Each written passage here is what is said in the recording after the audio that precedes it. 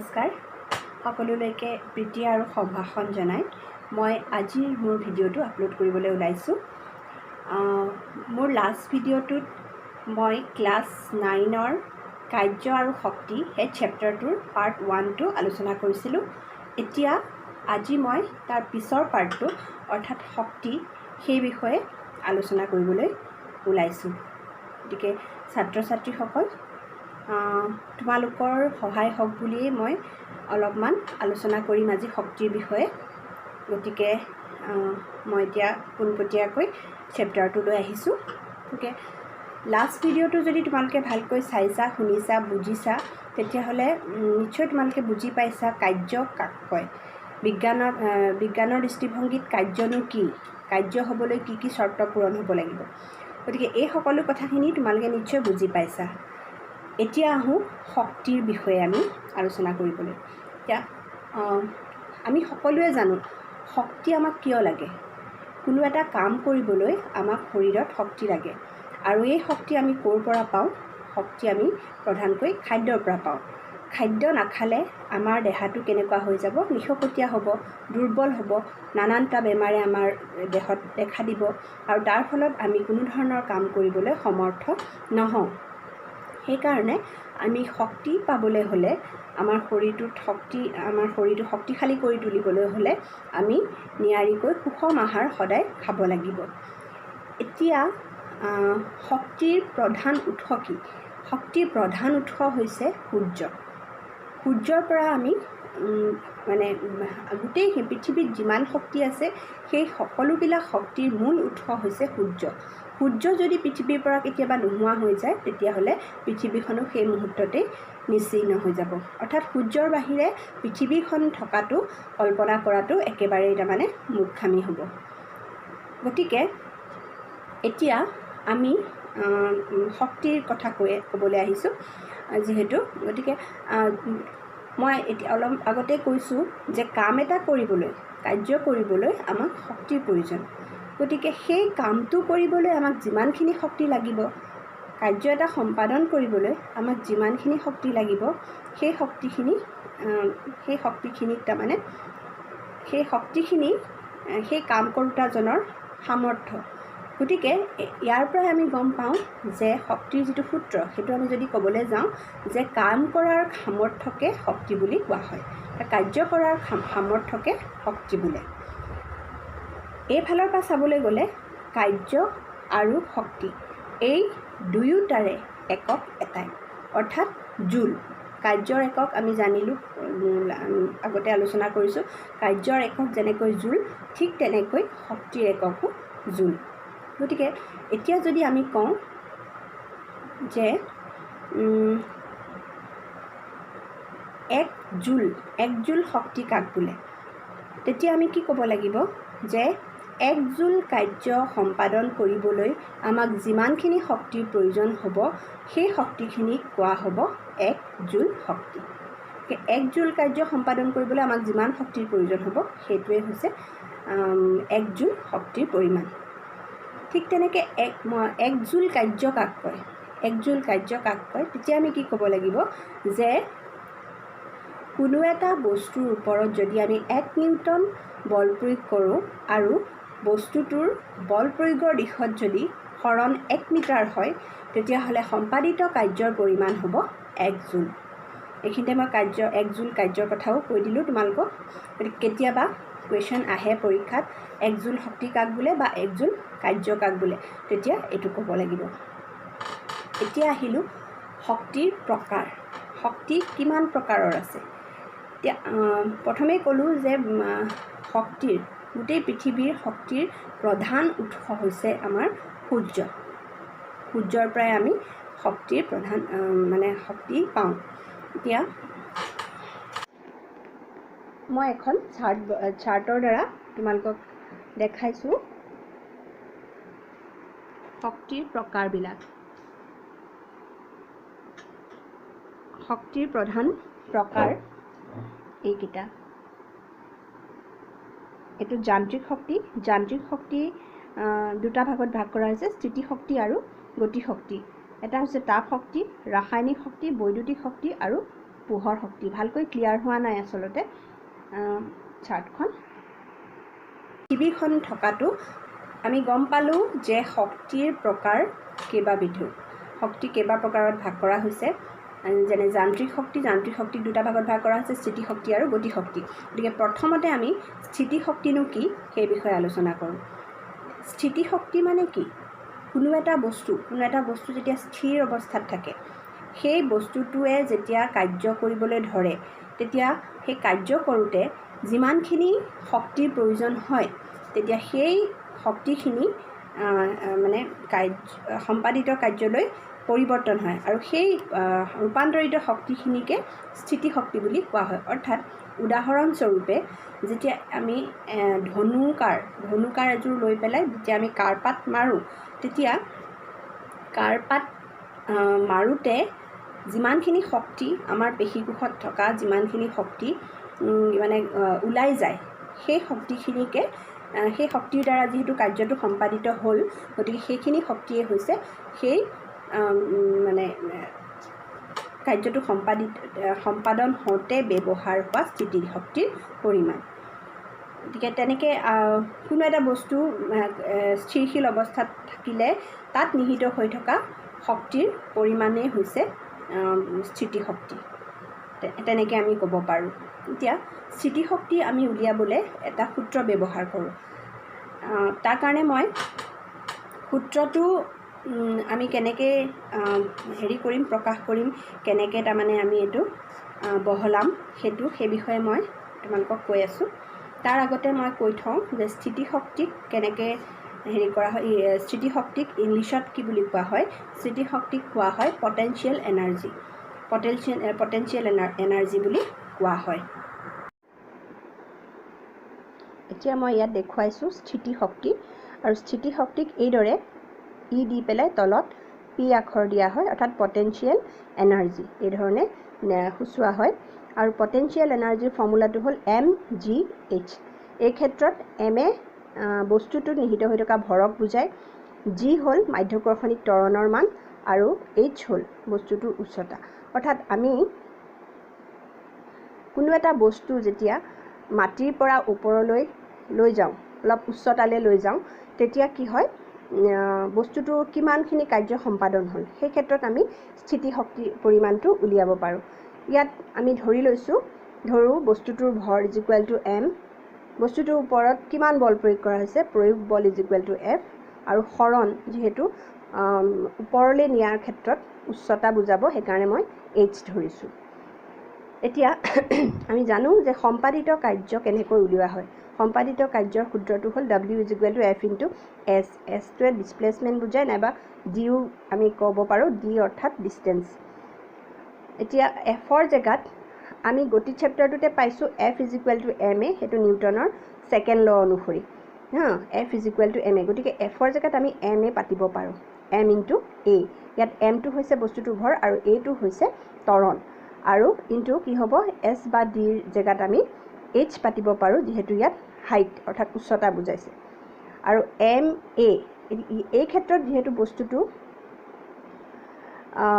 বস্তুটোৰ গতিটো লিনিয়াৰ নহয় অৰ্থাৎ সৰলৰৈখিক দিশত হোৱা নাই ওপৰলৈ গৈছে তাৰমানে সেইটো লম্বভাৱে হৈছে গতিকে ইয়াত ত্বৰণৰ মানটো a ঠাইত আমি মাধ্যাকৰ্ষণিক ত্বৰণ অৰ্থাৎ যিটো মাধ্যাকৰ্ষণিক ত্বৰণ আমি g ব্যৱহাৰ কৰোঁ গতিকে g টো পাতিব পাৰোঁ আৰু h গতিকে এতিয়া সম্পাদিত কাৰ্য কিমান হ'ল mgh আৰু আমি জানো যে কোনো এটা বস্তু ক্ষেত্ৰত যেতিয়া ওপৰলৈ নিয়া হয় বা স্থিৰ অৱস্থাত থকা বস্তু এটাৰ ক্ষেত্ৰত যেতিয়া কাৰ্য সম্পাদন হয় সেই কাৰ্য কৰাৰ সামৰ্থ্যকে শক্তি বুলি কোৱা হয় আৰু সেই কাৰণে এই ক্ষেত্ৰত স্থিতি শক্তি হ'ব EP = mgh আৰু এইটো আমি স্থিতি শক্তি যিকোনো ক্ষেত্ৰত স্থিতি শক্তি উলিয়াবলৈ আমি এই ফৰ্মুলাটো ব্যৱহাৰ কৰোঁ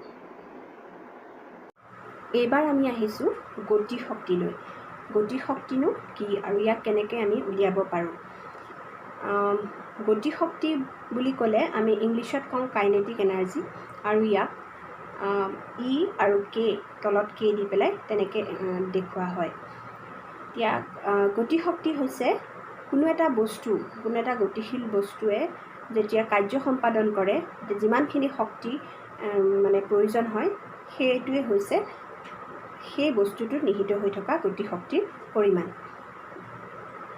এতিয়া গতিশক্তিৰ ফৰ্মুলাটো হৈছে এনেই আমি ক'বলৈ গ'লে হাফ mv²।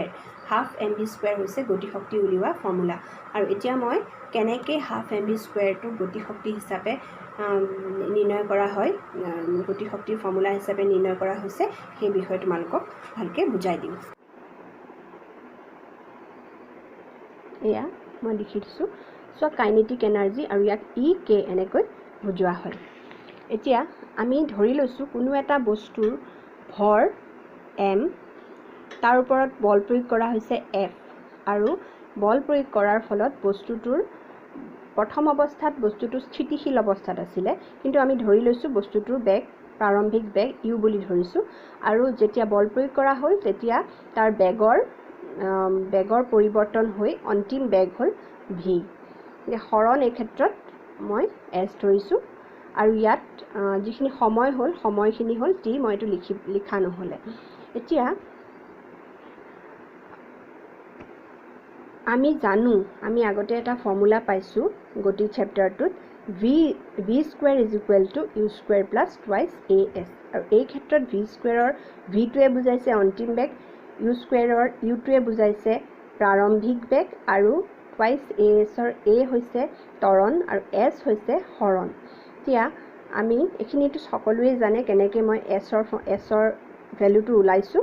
এতিয়া twice asটো এফালে ৰাখিলে তেতিয়া u²টো এফালে গ'লে তাৰ যিটো হেৰি হয় চাইন হয় প্লাছটো মাইনাছ হৈ যায়, গতিকে v² - u² হ'ল। গতিকে এছটো ইয়াত ৰাখিলে টুৱাইচ এইটো তললৈ গ'ল, গতিকে v² - u² / twice a। এতিয়া আমি জানো w = f × s or d। এতিয়া এফৰ জেগাত আমি m এ বহাইছোঁ, আগতেও কৈছোঁ, কাৰণ f = m এ আমি নিউটনৰ ছেকেণ্ড ল' অনুসৰি জানো। গতিকে ইনটু এছৰ জেগাত আমি এই ভেলুটো বহাই দিছোঁ, v² - u² / twice a। আৰু এতিয়া যিহেতু এই দুটা ওপৰে তলে পূৰণ হৈ আছে, গতিকে a আমি কটাকটি কৰিছোঁ। তাৰপিছত হাফটো আগলৈ আনি পেলাই ইনটু কৰিছোঁ, mটো ৰাখি পেলাই v² - u²টো ব্ৰেকেটত ৰাখিছোঁ। এতিয়া এইটো হৈছে যিহেতু u²ৰ ভেলু, uৰ ভেলুটো 0 হ'ব, কাৰণ আমি স্থিতিশীল অৱস্থাৰ পৰা বস্তুটো গতিশীল অৱস্থালৈ পৰিৱৰ্তন কৰিছোঁ, সেইকাৰণে u = 0। গতিকে 0²ৰ ভেলুটো 0 হয়, গতিকে ইয়াত হ'ব হাফ mv²। গতিকে EK অৰ্থাৎ গতিশক্তি = হাফ mv²। এইটো প্ৰুভ হৈ গ'ল। আৰু আমি যিকোনো ধৰণৰ গতিশক্তিৰ ৰিলেটেড গতিশক্তি নিৰ্ণয় কৰিবলৈ দিয়া যিকোনো অংক কৰিলে আমি এই ফৰ্মুলাটো ব্যৱহাৰ কৰিম। আৰু যিকোনো এটা অংক কৰিবলৈ হ'লে বিজ্ঞানৰ প্ৰথমতে ভালকৈ পঢ়ি পেলাই চাই ল'ব লাগে যে অংকটোত কি কি দিয়া আছে সেইখিনি আমি যদি এফালৰ পৰা লিখি লওঁ ভালকৈ, তেতিয়া তাত যিকোনো এটা ফৰ্মুলাত সেই বস্তুখিনি পুট কৰিলেই ধুনীয়াকৈ এনচাৰটো আমি উলিয়াব পাৰোঁ, আৰু লগত লাষ্টত ইউনিটটো লিখি দিলেই আমাৰ গোটেই অংকটো কাৰেক্ট হয়। এতিয়া গতিশক্তি আৰু স্থিতিশক্তিৰ আমি ফৰ্মুলা পালোঁ, কেনেকৈ উলিয়াই পালোঁ। এতিয়া ইয়াত যিবিলাক উদাহৰণ দিয়া আছে কিতাপত সেইখিনি ভালকৈ তোমালোকে চাবা, অংকবিলাক চাবা, কিবা অসুবিধা হ'লে সুধিবা। আৰু মই ইয়াৰ পিছৰ এটা ভিডিঅ'ত গোটেই তাৰ যিবিলাক অংক আছে, যিবিলাক হেৰি আছে তাৰমানে সেইবিলাক ছল্ভ কৰিবলৈ তোমালোকক দিম আৰু ছল্ভ কৰি দেখুৱাম তাৰে কিছুমান অংক।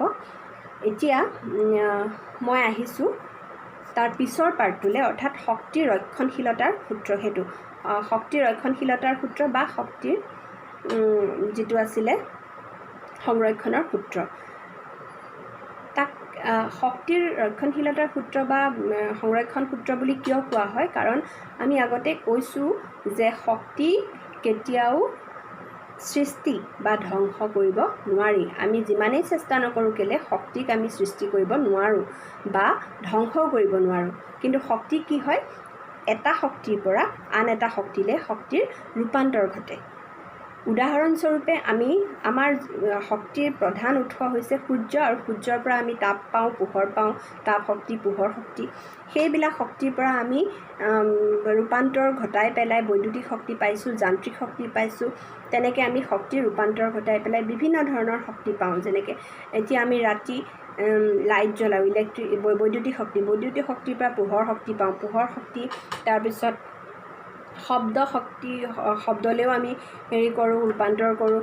তাৰপিছত তোমাৰ ৰাসায়নিক শক্তি, তাৰপিছত তেনেকৈ বিভিন্ন ধৰণৰ শক্তি, নিউক্লিয়াৰ শক্তি, এইবিলাক মানে শক্তিৰ পৰাই এটাৰ পৰা আন এটালৈ আমি কি কৰোঁ, কনভাৰ্ট কৰোঁ বা ৰূপান্তৰ কৰোঁ। কিন্তু শক্তি কেতিয়াও সৃষ্টি কৰিবও নোৱাৰোঁ আৰু কেতিয়াও আমি ধ্বংস কৰিব নোৱাৰোঁ।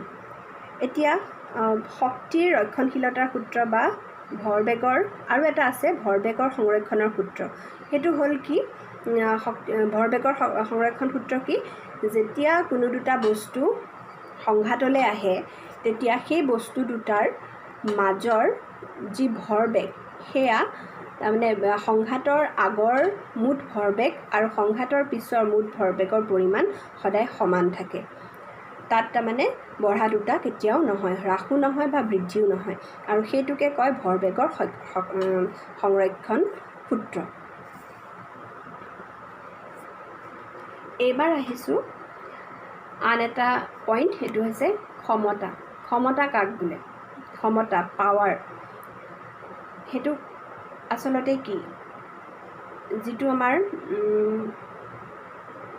ক্ষমতা হৈছে কি, এটা কাম মানে কিমান সময়ত আমি কি হাৰত কামটো সম্পাদন কৰিছোঁ, তাত কাৰ্য কৰাৰ হাৰকে ক্ষমতা বুলি কোৱা হয়।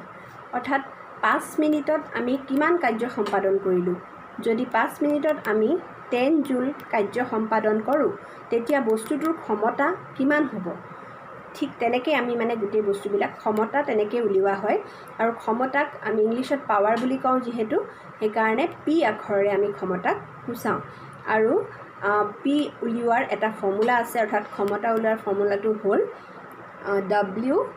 W/T, অৰ্থাৎ কাৰ্যটো কিমান সময়ত সম্পাদন কৰা হৈছে, কাৰ্য কৰাৰ হাৰকে ক্ষমতা বুলি কোৱা হয়। গতিকে মই ক'লোঁ যে ক্ষমতা উলিওৱাৰ যিটো ফৰ্মুলা সেইটো হৈছে P=W/T,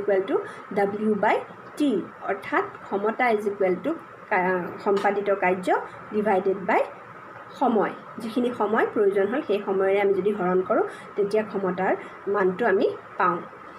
এতিয়া ক্ষমতাৰ একক হৈছে ৱাট। ৱাটটো হৈছে SI একক, তাৰ বাহিৰেও কিলোৱাট, মেগাৱাট, এই ধৰণৰ ৱাট মানে ক্ষমতাৰ একক আমি ব্যৱহাৰ কৰোঁ। এতিয়া ইলেক্ট্ৰিচিটি বিল, আমি যিটো বাল্ব ব্যৱহাৰ কৰোঁ সেই বাল্বত লিখা থাকে 60 ৱাট, 100 ৱাট, সেইবিলাক 300 ৱাট। তাৰমানে কি, ৱাট মানে সেই বাল্বটোৰ পাৱাৰ কিমান সেইটো লিখা, মানে আমি সেইটো চালেই গম পাওঁ যে সেই বাল্বটোৰ পাৱাৰ হৈছে 60 ৱাট। অৰ্থাৎ 60 ৱাট যদি দিয়া হয় তাৰমানে সেই বাল্বটোৰ ক্ষমতা হৈছে 60 ৱাট। তেনেকৈ যিকোনো ইলেক্ট্ৰিক বস্তু আমি চালে তাত লিখা থাকিব যে ইমান ৱাট, 500 ৱাট, 1000 ৱাট, তেনেকৈ আমি দেখা পাওঁ। ভালকৈ আমি যদি নিৰীক্ষণ কৰোঁ, তোমালোকেও ঘৰত যদি চোৱা, বাল্ব এটাত লিখা থাকে বা ইলেক্ট্ৰিক যিবিলাক কেটলি আছে তাত লিখা থাকে, তাৰপিছত যিকোনো তোমাৰ হিটাৰ এটাত লিখা থাকিব, তেনেকৈ তাৰমানে সেই তাৰ পাৱাৰটো লিখা থাকে, অৰ্থাৎ কিমান সময়ত সি কিমানখিনি কাম কৰিব পাৰে। এতিয়া এটা সৰু অংক দেখাইছোঁ ক্ষমতা কেনেকৈ উলিয়ায়। যিহেতু মই কৈছোঁ আগতে যে ক্ষমতা P=W/T, ইয়াত W হৈছে সম্পাদিত কাৰ্য আৰু T হৈছে সময়, কিমান সময়ত কামটো হৈছে। এতিয়া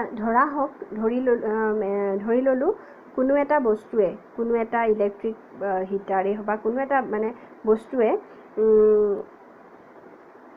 5 ছেকেণ্ডত 10 জুল কাৰ্য সম্পাদন কৰে। মই একেবাৰে ইজি এটা দেখাইছোঁ তোমালোকক কেনেকৈ উলিয়াব লাগে ক্ষমতাটো।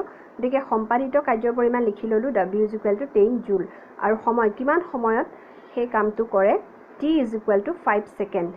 গতিকে আমি ক্ষমতা উলিয়াব লাগিব ক্ষমতা p = কি কৰিব লাগিব w/t অৰ্থাৎ 10/5 গতিকে 5ক আমি 10ৰে যেতিয়া 10ক 5ৰে যেতিয়া হৰণ কৰোঁ কিমান ওলাব 2 ওলাব গতিকে ইয়াত ক্ষমতাৰ একক SI এককটোৱে হ'ব যেহেতু গোটেইকেইটা SI এককতে আছে জুল আছে সেকেন্ড আছে টাইমৰ একক SI একক সেকেন্ড গতিকে ইয়াত হ'ব 2 ওয়াট ক্ষমতাৰ মানটো হ'ব 2 ওয়াট গতিকে এই ধৰণে আমি যিবিলাক নিউমাৰিকেল প্ৰবলেম আছে সেইবিলাক সলভ কৰিব পাৰিম পিছত মই অলপমান দীঘলীয়াকৈ বেলেগ নিউমাৰিকেল প্ৰবলেমবিলাক দেখাম বেলেগ ভিডিঅ'ত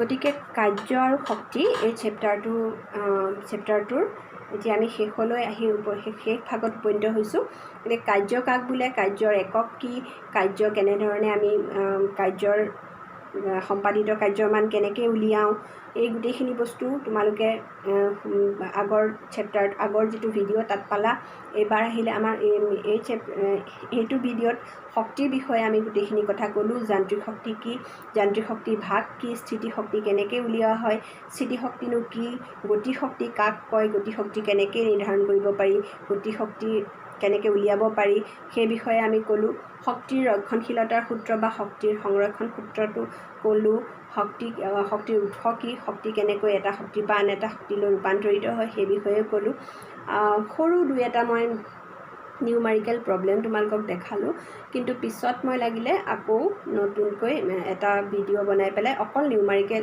প্ৰবলেমবিলাক তোমালোকক দিম আৰু সেই বিষয়ে আলোচনা কৰিম এতিয়া লাষ্টত ক্ষমতাৰ বিষয়ে তোমালোকে বুজিলা ক্ষমতানো কি ক্ষমতা কেনেকৈ উলিওৱা হয় গতিকে এই গোটেইখিনি কথা আজিৰ ভিডিঅ'টোত আলোচনা কৰিলোঁ গতিকে মই আশা কৰিছোঁ যে কিছু পৰিমাণে হ'লেও তোমালোকৰ সহায় হ'ব বা তোমালোক উপকৃত হ'বা আৰু মই আগতেও কৈছোঁ এতিয়াও কৈছোঁ কিবা যদি তোমালোকৰ সন্দেহ থাকে কিবা যদি তোমালোকৰ কোৱাৰি থাকে বা তোমালোকৰ আশা থাকে তেতিয়াহ'লে মোক কণ্টেক্ট কৰিবা আৰু মোক মানে সুধিবা কথাবিলাক মই তেতিয়া তোমালোকক যিমান পাৰোঁ ক্লিয়াৰ কৰিবৰ কাৰণে চেষ্টা কৰিম গতিকে আজিলৈ আহোঁ নমস্কাৰ